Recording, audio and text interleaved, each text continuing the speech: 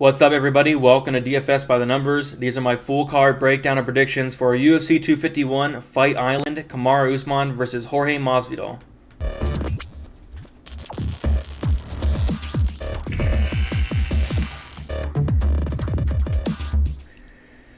What's up, guys? Welcome back to another breakdown and prediction video. This time we are breaking down the biggest card of the year, UFC 251. I love the card from top to bottom. The main card is fantastic. 3 title fights. It's going to be unbelievable. I do have a couple announcements before we start the video and get into it. I am doing 2 giveaways this week for it being such a big card. I want to do 2 giveaways. Usually I do 1 for these big cards. I'm doing 2 this week. The first one, as always, is going to be my DraftKings contest. All you have to do to enter is first, like the video, second, subscribe if you haven't yet, third, comment your DraftKings username. I will get you in there. I'm going to limit it to about the first 100 people to comment their DraftKings name. The second, I know a lot of you guys that watch my videos do not play DraftKings, so I'm going to do a $25 giveaway to the winner that first likes the video, second, subscribes if you haven't yet, and third, comment how many significant strikes that Max Holloway and Alexander Volkanovski will total. In the first fight, they totaled 291 significant strikes. Whoever gets the closest, I will PayPal, Cash App, Apple Pay, one of those, $25 to the winner. It's not much, but it's kind of show a thank you to everybody who supports me, everybody who subscribes. 2 giveaways. Like I said, I usually do 1, but this card is too big to not do 2 giveaways, and I know a lot of you guys do not play DraftKings, so this is kind of for the guys and girls who do not play DraftKings and want to win some money. But if you are playing DraftKings as well, you can enter both contests. I mean, you get double the chance as well. So like I said, like the video, subscribe if you haven't yet, comment your DraftKings username or how many strikes, significant strikes, Max Holloway and Alexander Volkanovski will total. Coming off a quick recap here of the last card, I went 10-2. So 2 very, very good cards in a row for me. Went 3-1 on my bets. Had Sakai inside the distance. Had my biggest bet of the year on Dustin Poirier. And then I had a parlay with Mike Perry and Maurice Green. Those are the 3 that I won. And I had a small 0.5 unit play on Mickey Gall to win by submission at plus 500. I thought that line was a little bit off, and it was kind of a hedge on my Mike Perry parlay because I was a little iffy about it, with Mike Perry and all his girlfriend and all that, but whatever. But it was a great week. Hopefully, you guys hit big on your bets. Like I said, 10-2. Hopefully, we keep it going. Now is the time to get hot. Biggest card of the year. It's time to get hot. This video is going to be a little bit longer. I am going to be putting timestamps in the description. And make sure you guys like this video, subscribe, all that. Working my way up to 4,000 subscribers. Thank you guys for all your support. Just hit 3,000 a couple weeks ago. Gained over 1,000 subscribers in the month of June. So thank you guys for that. That's amazing. But with that said, let's get into the card of the year, UFC 251 Fight Island. All right, we are going to start with the first fight of the night. We have Martin Day versus Davy Grant here. Martin Day, he is 31 years old. He is 5'10". With a 70-inch reach, he is 9-3 and 3-2 in his last 5 fights.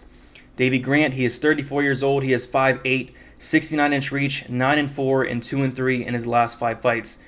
Looking at the odds here, Martin Day is a minus 170 favorite, and Davy Grant is a plus 150 underdog. All right, so doing tape on Martin Day, honestly, I was very, very impressed with what I saw. I saw great striking. I saw great kicks. I was really, really, really surprised with what I saw from Martin Day.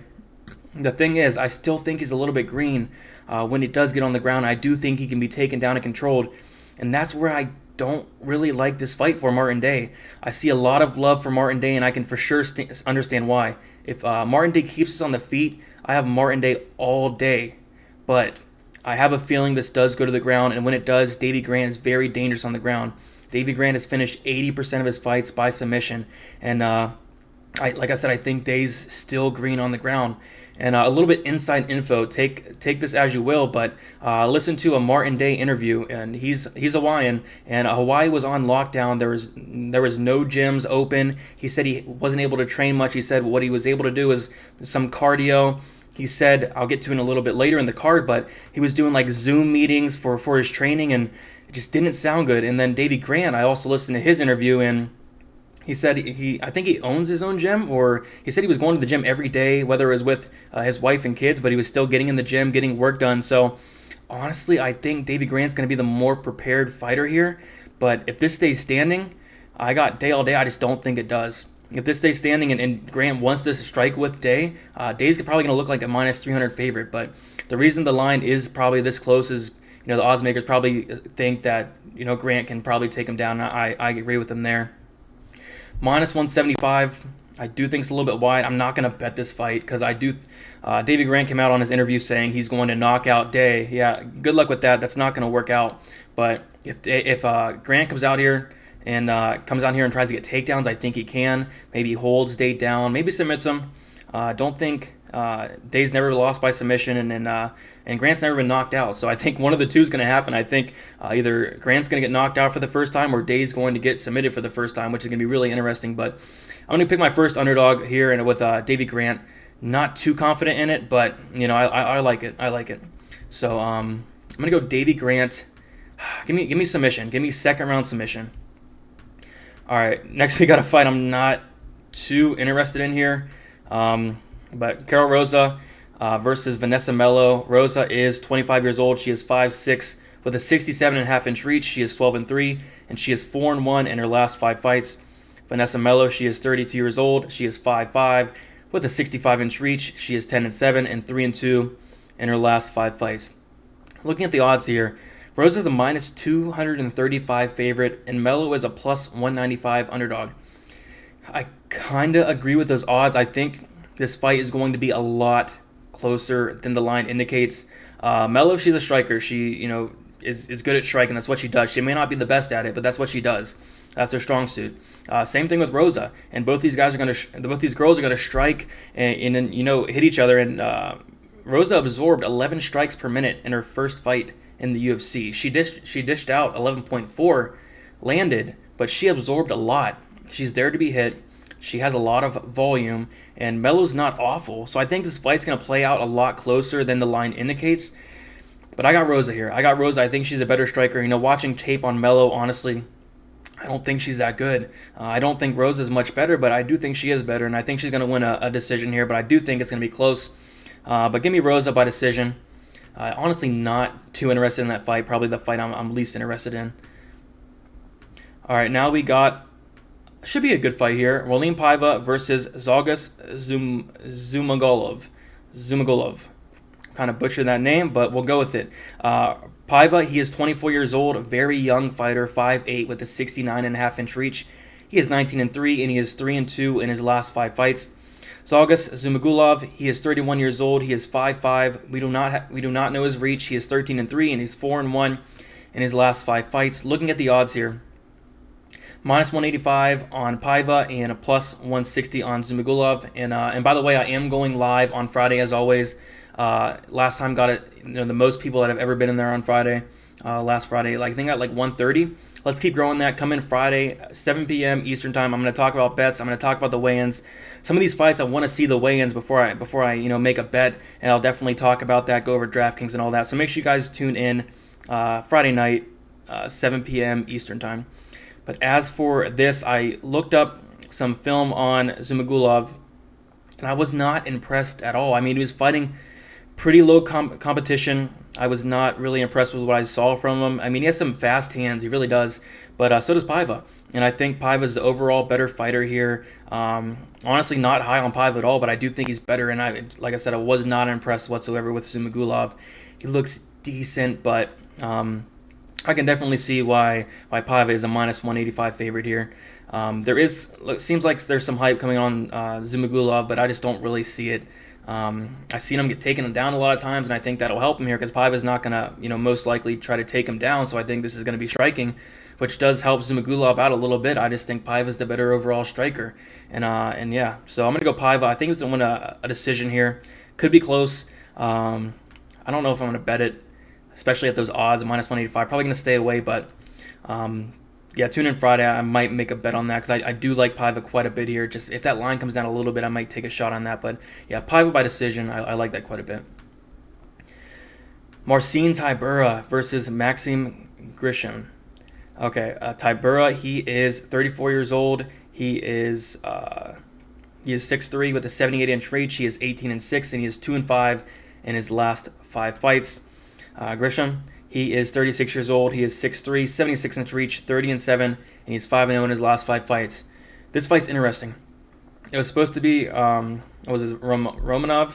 Romanov was the big wrestler dude. He would pick up these guys and slam them. I've seen a lot of love for Romanov on Twitter to beat Tybura.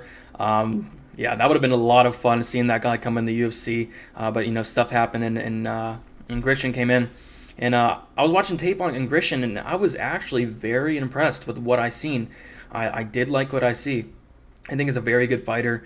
But the problem here is, and this is a big problem, Grishin is coming up a weight class to heavyweight. We have seen that not work out for guys recently. Jean Vellante, OSP, some other guys. It hasn't worked out coming up from light heavyweight to heavyweight recently. And Grishin has fought at heavyweight before, but this was like in 2013 or 2013, so it's been a while. So he's obviously going to be undersized, but I do think he's very good. I do think if this plays out on the feet, he'll probably win. But I think Tybura is going to try to get takedowns here. I think that'd be smart. Tybura is a BJJ black belt. I actually didn't know that until I was doing my research. I didn't know that. He was a BJJ black belt, which could have helped him a lot against Romanov. But this fight's most likely going to stay standing unless Tybura does take Grishin down, and I think he should. I think Tybura is probably going to hit harder. I don't know if that power is going to translate with Grishin up to heavyweight. So I like Tybura here. I'm probably going to be in the minority here, but I like Tybura. Grishin has not lost recently. He's 5-0 in his last 5 fights.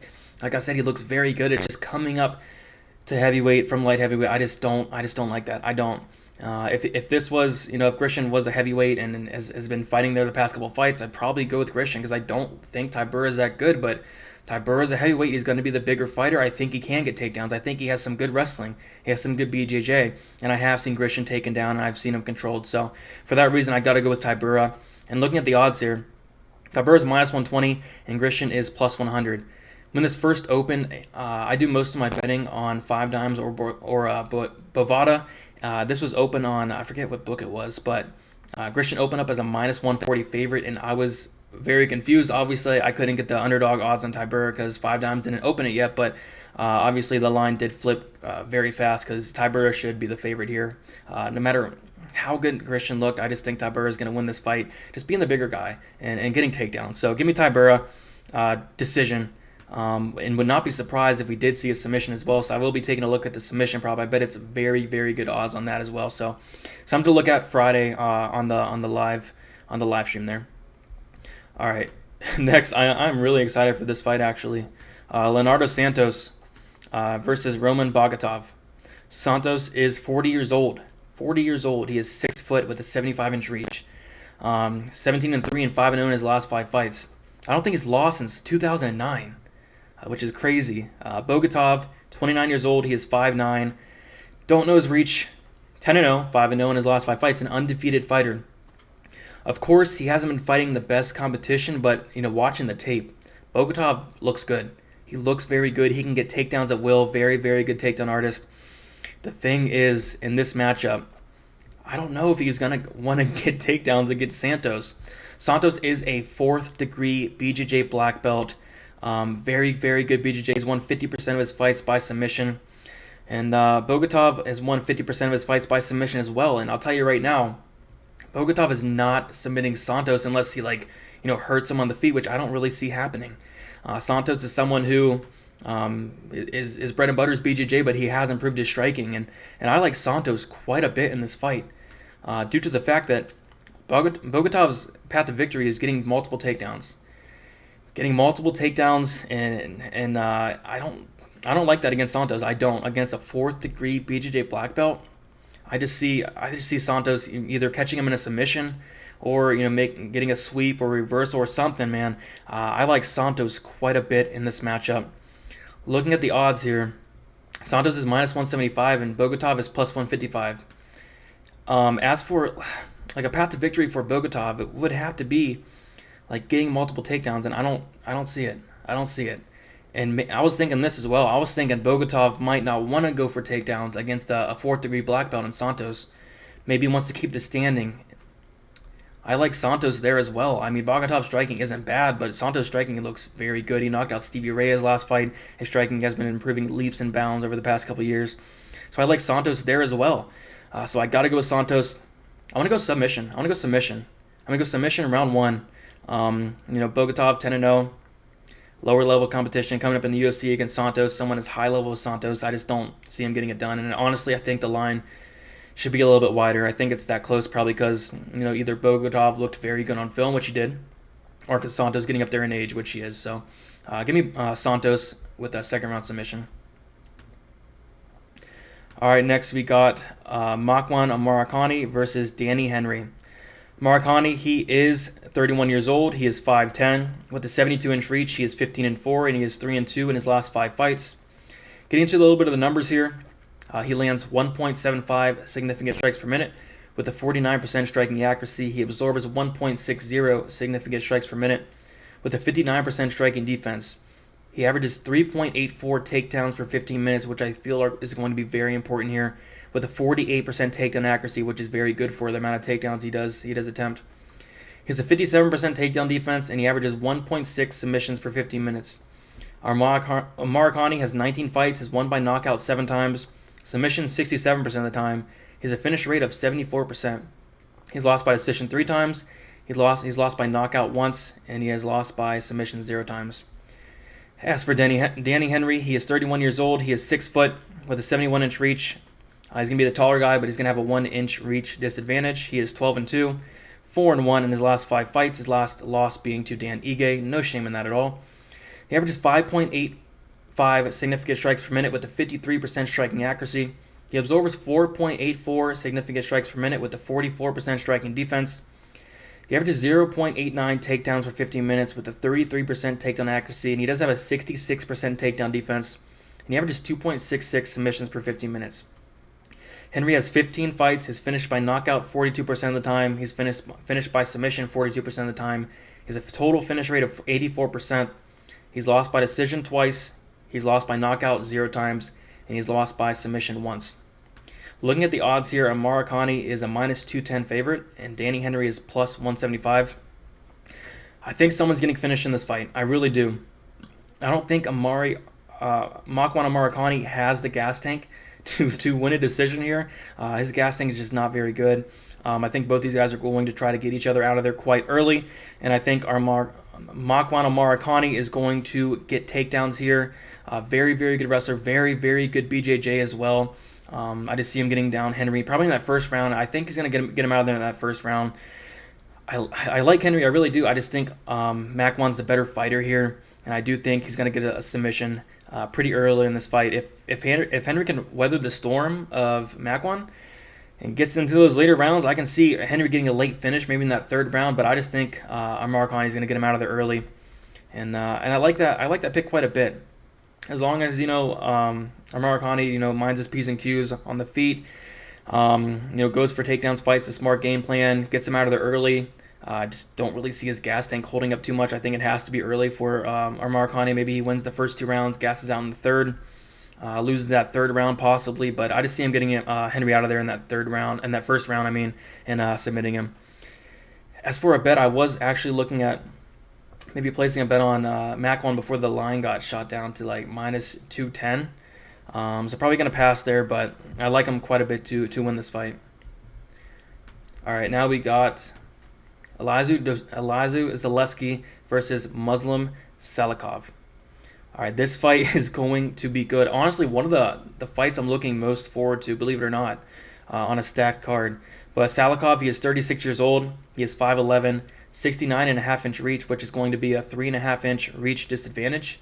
He is 16-2, and he is 4-1 in his last 5 fights.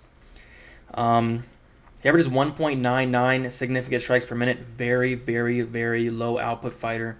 46% striking accuracy. He absorbs 1.42 significant strikes per minute with a 63% striking defense. No takedowns, 62% takedown defense from Salakov. 18 fights, won by knockout 80% of the time, was won by submission 13% of the time. This guy's a finisher, finishing 93% of his wins. He's lost by decision 0 times. He's lost by knockout 0 times. He's lost by submission twice. Zaleski, 33 years old. He is 5'11" with a 73-inch reach. He is 22-6, and he is 4-1 in his last 5 fights. He averages 4.27 significant strikes per minute, which is about triple, close to triple, the significant strikes of Salakov. And then he has a 41% striking accuracy, absorbs 2.86 significant strikes per minute with a 62% striking defense.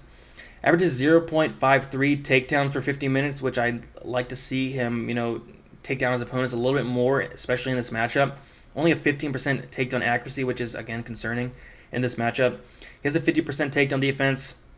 28 fights, he's won by knockout 67% of the time. He's won by submission 14% of the time. He's won by total finish rate of 81%.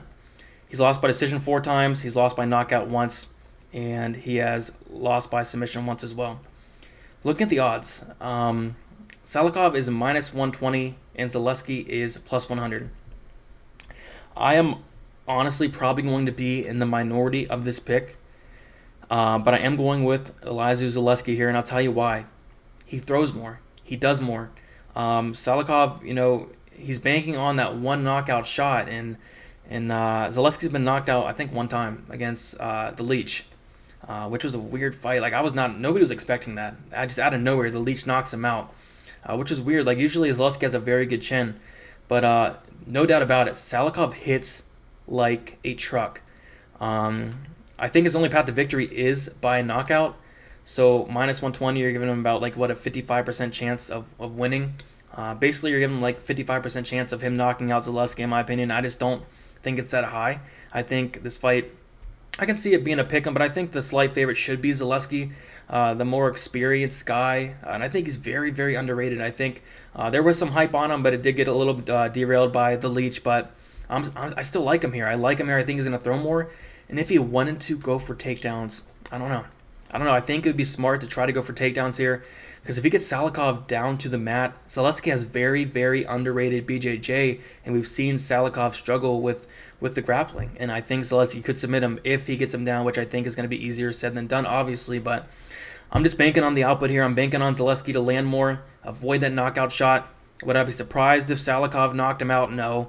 Salakov hits very, very hard, but I am going with Zaleski because I do think there's more paths to victory, whether that's taking him down, finding a submission, whether that's outlanding him, whether that's even knocking out Salakov. But can't sleep on Salakov. He's live for sure. He is live 100%.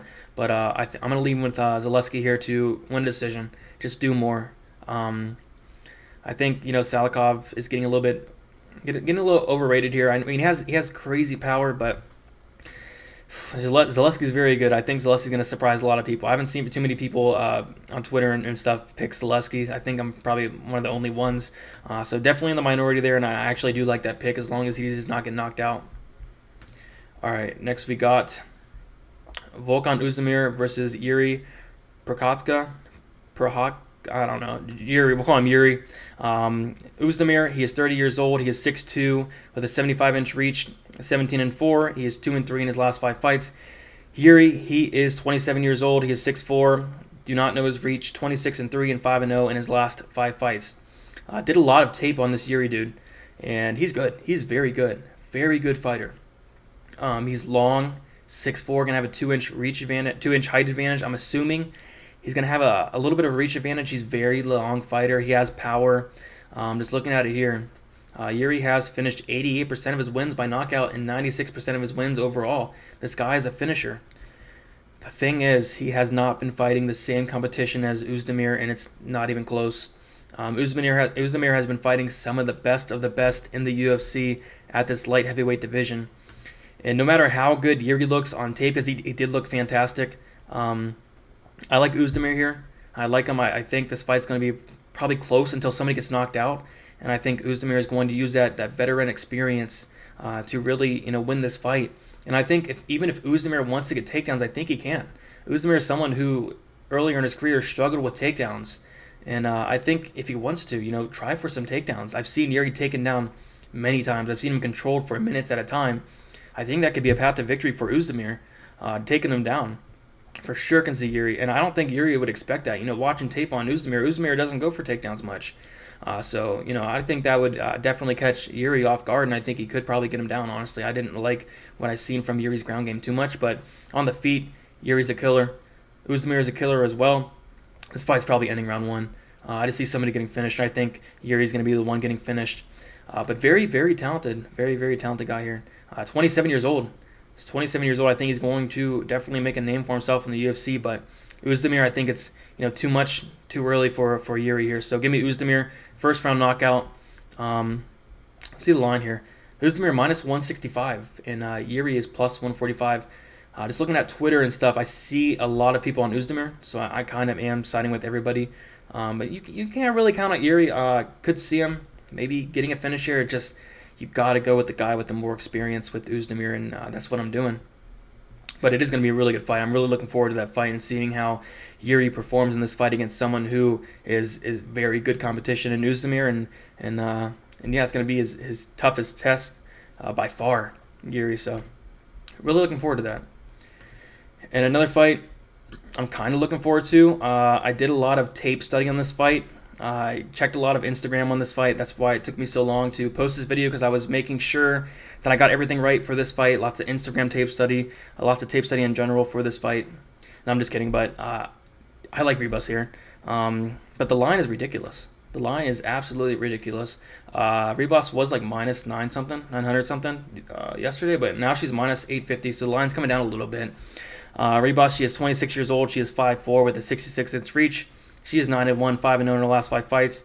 Paige Vanzant, she is 26 years old, 5'4" with a 65-inch reach, 8-4 and 4-1 in her last 5 fights. It looks like, Vanzant, like I said, I've been checking Instagrams and stuff. Vanzant looks like she's been training hard. She looks like she's ready to go. A couple months ago, I wasn't too sure Vanzant would fight in the UFC again. I thought she was moving on to different things, but I think she looks ready. I think this fight could play out a little bit closer than the line indicates. Like, the line's indicating Ribas wins this like 95% of the time. Something like that.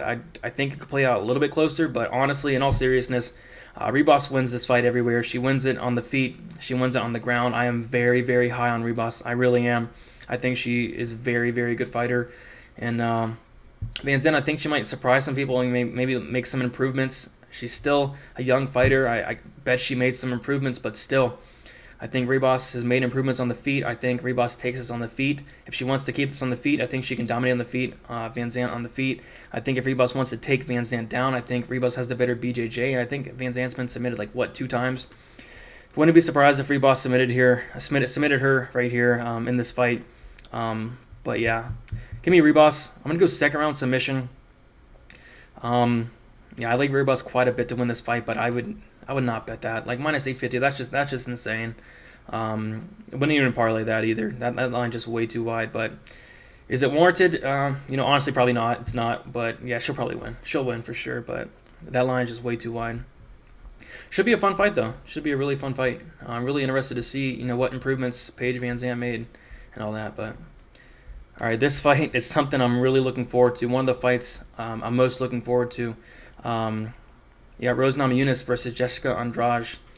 Rose, she is 20 years old. She is 5'5" with a 65-inch reach, which is going to be a 3-reach advantage, and she's going to have a 3-inch height advantage as well. She is 8-4 and 3-2 in her last 5 fights. She lands 3.95 significant strikes per minute with a 42% striking accuracy. She absorbs 3.88 significant strikes per minute with a 59% striking defense. Rose averages 2.17 takedowns per 15 minutes with a 55% takedown accuracy, and she has a 46% takedown defense. Yuck. Just kidding. She has a 0.95 submissions per 15 minutes, and she has 12 fights, won by knockout 11% of the time. She's won by submission 67% of the time. She has a 78% finish rate. Lost by decision twice, lost by knockout once, lost by submission once. Jessica Andrade, she is 28 years old. She is 5'2". She has a 62-inch reach, 20-7, 4-1 in her last 5 fights. Averages 6.55 significant strikes per minute with a 51% striking accuracy. Absorbs 5.28 significant strikes per minute, which is a lot, with a 51% striking defense. She averages 3.25 takedowns per 15 minutes with a 58% takedown accuracy. She has a 76% takedown defense, and she averages 0.46 submissions per 15 minutes. 27 fights, 35% won by knockout, 35% won by submission, 70% finish rate. She's lost by decision 3 times. She's lost by knockout twice. She's lost by submission twice. Looking at the line here, it's unbelievable. Rose Namajunas minus 110, Jessica Andraj plus 175. That literally makes no sense to me. I think there's a narrative getting pushed around that's getting taken a little bit too serious. The narrative that Rose was absolutely destroying Andraj, like, you know, they're saying people are saying like Rose was destroying Andraj until she got fluke knocked out. I think the narrative of the fluke knockout is really building into this line. Watching back the tape, yeah, Rose was looking good. She was looking great. She was winning the fight, but she wasn't like destroying Jessica. She wasn't. She just wasn't. But yeah, I really liked what I saw from Rose in that first round. I think that was one of the best versions of Rose we've ever seen. You know, we're always concerned about what's going on in Rose's head and all that, and that's something to, you know, take into account as well.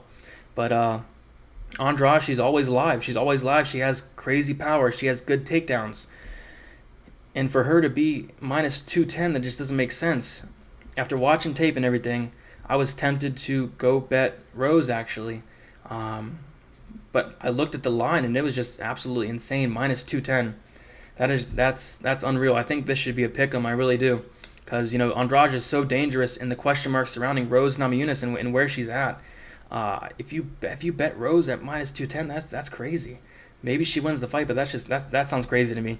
With all that said, though, I am going to pick Rose. I've been going back and forth on this. I am going to pick Rose.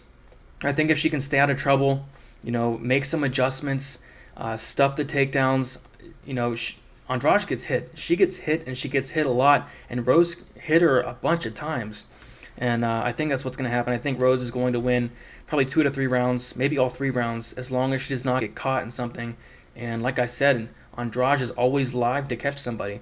And that's why I think the line should be a little bit closer. But I got to go with Rose here. I really do. I think she's going to outpoint Andraj throughout 15 minutes, you know, touch her up quite a bit. Honestly, you know, Rose isn't much of a knockout threat, but maybe get her out of there late in that 3rd round is another possibility. But I'm going to go Rose Namajunas by decision, but I would never, ever bet Rose Namajunas at, you know, minus 210. Like, she lost the fight. She lost the fight against Andraj, and for her to be this big of a favorite, it's just insane to me. But I'm still going to pick her. Andraj is actually the favorite their last fight as well, so this it just doesn't make sense to me. Maybe somebody knows something that I don't, but I got Rose here. Not too confident in it, but I think she should be fine here as long as she avoids the knockout shot. All right, now we got the 3 title fights up next. First one, we have Petr Yan versus Jose Aldo. Yan, he is 27 years old. He is 5'7" with a 67-inch reach. He is 14-1, and he is 5-0 in his last 5 fights. He averages 5.56 significant strikes per minute with a 46% striking accuracy, which is some great volume there. Absorbs 3.15 significant strikes per minute with a 67% striking defense. He averages 1.73 takedowns per 50 minutes with a 53% takedown accuracy. He has an 87% takedown defense. I think this fight's going to primarily play out on the feet, probably the whole time. And Yan has 15 fights, which is, you know, less than half of the fights Aldo has. 43% won by knockout, 7% won by submission, 50% won by decision. He's lost by decision once. As for Aldo, he is 33 years old. He is 5'7" with a 70-inch reach. He is 28-6, 2-3 in his last 5 fights. He averages 3.47 significant strikes per minute with a 44% striking accuracy. He absorbs 3.18 significant strikes per minute with a 65% striking defense. Aldo averages 0.64 takedowns. Like I said, this fight's not going to touch the ground. I'd be very surprised if it did. Aldo has a 91% takedown defense. Very, very hard to take down. 34 fights for Aldo. 61% won by knockout. 4% won by submission. 65% finish rate. He's lost by decision 3 times. Lost by knockout 3 times. Looking at the line here. Minus 245 Yan. And plus 205 Aldo. This fight I'm struggling with. I really am. I think Jan's great. I think he's really good. I just think, honestly, I think he's getting a little overrated here. I really do. I'm not as high on Yan as a lot of people are. I see a lot of people going out there and betting Yan, max bets on Yan. I don't know. I do think he's going to land more volume. Aldo in his last fight did not throw much, and if he does that against Jan and doesn't knock him out, Jan's probably gonna tee him up quite a bit, maybe get him out of there late, definitely land more than him. I'll say this: I think Aldo is live. I'm not impressed with Jan. I'm really not. Jan has not fought anybody near the competition level of Aldo, in my opinion. Aldo has fought obviously the best of the best. That's pretty obvious there. I think this is a step up in competition for Jan. I really do. And Aldo's dangerous. I know he's getting up there. He's 33 years old, but he still is dangerous though. And yeah, all it takes is one shot from Aldo, and Jan could lose this fight. But I'm gonna pick Jan. I think he's going to put it on Aldo either all 5 rounds or get him out there late, maybe that 3rd, 4th round. Aldo's been saying that cut has been a lot easier this time around. I'll have to see him on the skills. He looked really good as last time on the skills. I have to see him this time, but I like Jan here. I'm not gonna bet him, especially at -245. I see a lot of love for Jan. I think it's dangerous. I think it's a dangerous fight. I think Aldo is live, but I'm going to go with Jan. I think he's going to win as long as he does not get caught, because I think it is possible he does. But if he doesn't, he's going to win this fight. He's going to win it based off of volume, or even getting Aldo out of there. I wouldn't be surprised if he got Aldo out of there as well, with all the volume Jan's going to put on Aldo. He's going to put on a lot of volume on Aldo. So give me Jan, and I'm looking forward to this fight. Honestly, I'll be rooting for Aldo. I really will, but I got to pick Jan here. I really do. He's looked good. Like I said, I haven't been too impressed, but I think he does take this if he doesn't get knocked out. But yeah, give me Jan by. I'm gonna go Jan by. Give me 4th round knockout. I think he's gonna get him out of there late. Really interested to see how Aldo does look on the scales though. So tune in Friday. Talk about that a little bit more. That's something I'm really looking forward to seeing. Looking forward to seeing Aldo on the scales. Looking forward to seeing Grishin on the scales as well. It's the guy that's coming up to heavyweight. Probably those are the two that I'm most likely looking forward to seeing on the scales on Friday. But yeah, let's get to the next title fight, the co-main event. This, of course, was going to be the main event once Gilbert Burns got out of the card, but now since Masvidal replaced him, this is now the co-main event once more. There were some rumors going on that this fight's not going to take place. I think it was like a fake account that tweeted something, so don't listen to that. Hopefully this fight takes place, but first off, I will start by saying, we'll start with the odds here. Volkanovski is -235, and Holloway is +195. Holloway is 28 years old. He is 5'11" with a 69-inch reach. He is 21-5 and 3-2 in his last 5 fights. He averages 6.6 significant strikes per minute with a 44% striking accuracy. He absorbs 4.45 significant strikes per minute with a 62% striking defense. He averages 0.24 takedowns per 15 minutes with an 83% takedown accuracy. He has an 85% takedown defense. Very good takedown defense from Max Holloway. And he averages 0.39 submissions per 15 minutes. He has 25 fights. He's won by knockout 48% of the time, won by submission 10% of the time, has won by total finishes of 58%. He has lost by decision 4 times, lost by submission 1 time. He's never been knocked out. As for Volkanovski, 31 years old, 5'6" with a 71.5-inch reach, which is very weird. Not too often you see someone with a bigger reach than Max Holloway at this division, but Volkanovski's going to have about a 2.5-inch reach advantage. 21-1, 5-0 in his last 5 fights. He averages 6.15 significant strikes per minute, which is slightly less than Holloway, and we did see Volkanovski outland Holloway, which really surprised me in their last fight. Has a 57% striking accuracy, which is very good, best on the card. He absorbs 3.14 significant strikes per minute with a 59% striking defense. He averages 2.16 takedowns per 15 minutes with 34% takedown accuracy. I'm interested to see if he can come in here and get takedowns against Holloway this time. Didn't really try it last fight, but maybe he wants to try to get takedowns this fight. Has a 72% takedown defense, averages 0.4 submissions per 15 minutes, 21 fights, has won by knockout 55% of the time, has won by submission 15% of the time, a finish rate of 70%. He's lost by knockout once. I think it was like in 2013. All right, so this fight I'm very interested in. I do have a bet on this fight. You'll probably find out what it is, but I have a bet on this fight. I'll go over it more on Friday in my live video where I talk about my bets and all that. But first, I'll talk about this.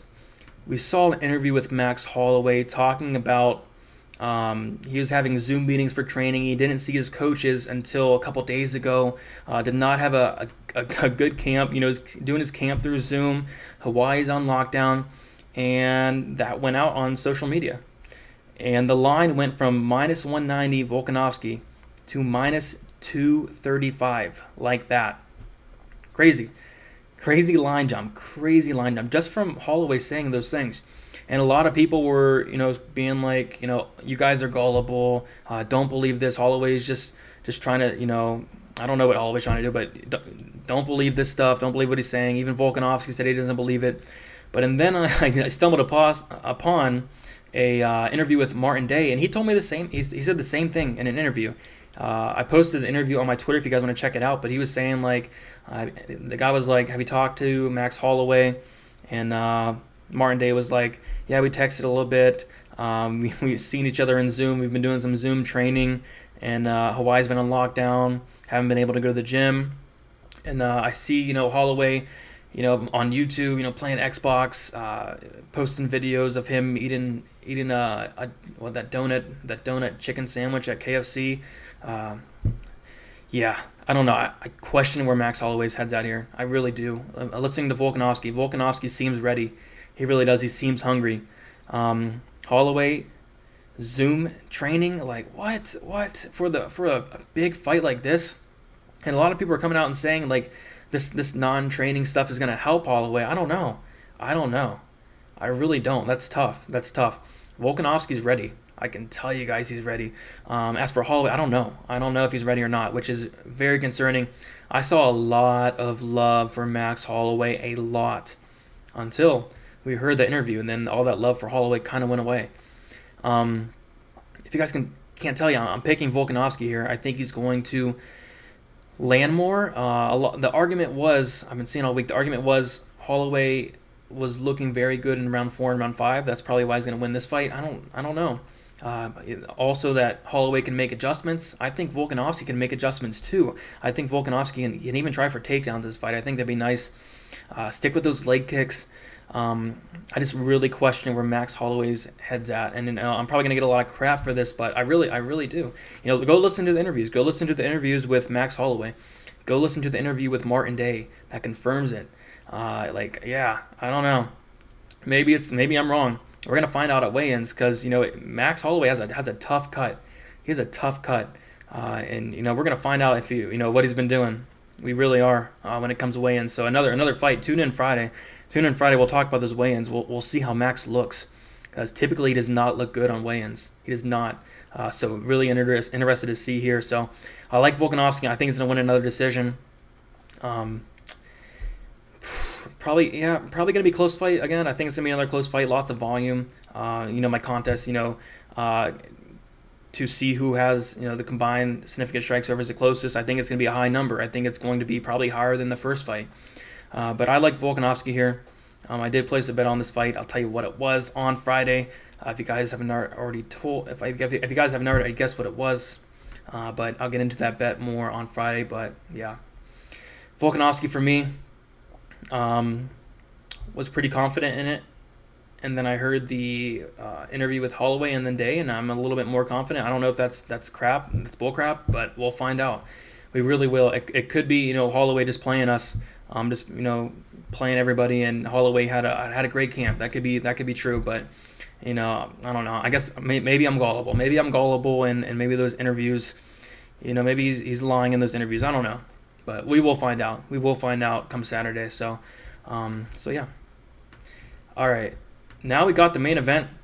I posted a video on this, so I'm not going to go as much into depth as I did on that video. So if you guys want to check it out, it's posted on my channel. I really went into a lot more depth than I'm going to go into now. Reaching 43 minutes. I know this is a long card. At least we got the timestamps on there. But Kamaru Usman versus Jorge Masvidal, the main event, a fight I'm really looking forward to. You got Usman. He is 33 years old. He is 6 foot, 77.5-inch reach, 16-1 and 5-0 in his last 5 fights. Masvidal, 35 years old, 5'11", 73-inch reach, 35-13 and 3-2 in his last 5 fights.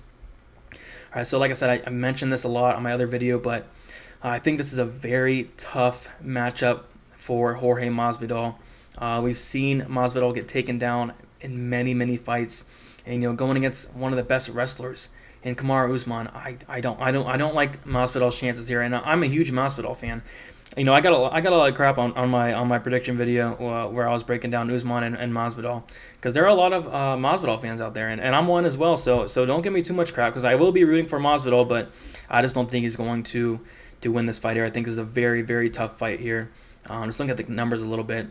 Masvidal does have a 78% takedown defense, which is great. But it's just looking at the tape, he gets taken down a lot. So that could be a little bit skewed there. Usman has a takedown accuracy of 50%, and he averages 3.44 takedowns per 15 minutes. I think there's a lot of recency bias. I wanted to get into this a little bit. I think there's a lot of recency bias with the Usman and Covington fight. People think that Usman's going to come out here and have the same game plan against Covington that he is for Masvidal. That's not going to happen. That is not going to happen. I see a lot of people talk about Masvidal's going to knock out Usman. It's hard to knock somebody out off your back, because that's where Masvidal's going to be most of the time. Maybe Usman stands and trades with Masvidal a little bit, and I think Masvidal's live to catch him for sure, but it's not going to be long. Usman's not an idiot. He's a smart fighter. He's not going to come out here and strike with Masvidal for more than a couple minutes at a time. He's going to try for takedowns, and when he does, we've seen Masvidal taken down many times before. Usman is he's a black belt in BJJ, I believe, and don't really see him finishing Masvidal. Masvidal's very tough.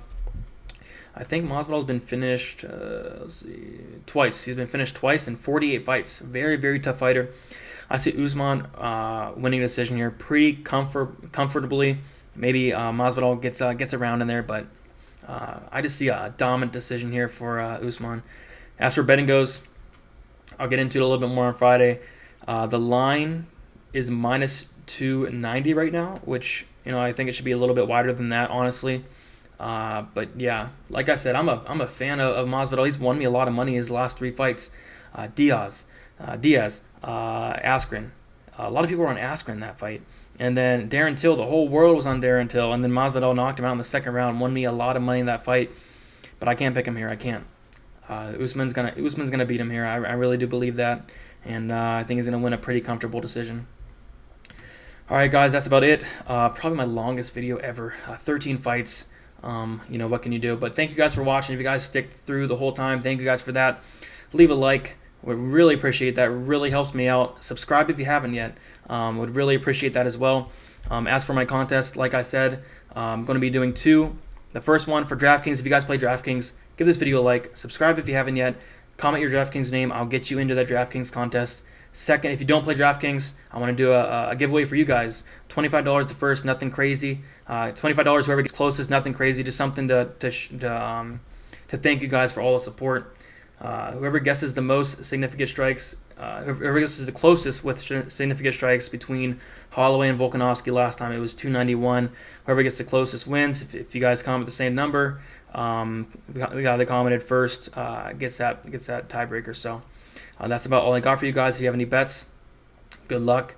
Have had 2 great cards in a row. Hopefully make it 3 here. Now's the time to get hot for this big card. I'll let you guys know, some betting advice, some weigh-ins, my final thoughts on Friday, 7 p.m. Eastern time. Tune in. You do not want to miss that. Last time I had like 130 people, which was a new record. So let's keep growing that there. Let's keep growing the channel. Let's get to 4,000 by the end of the summer. And that's about it, guys, and good luck.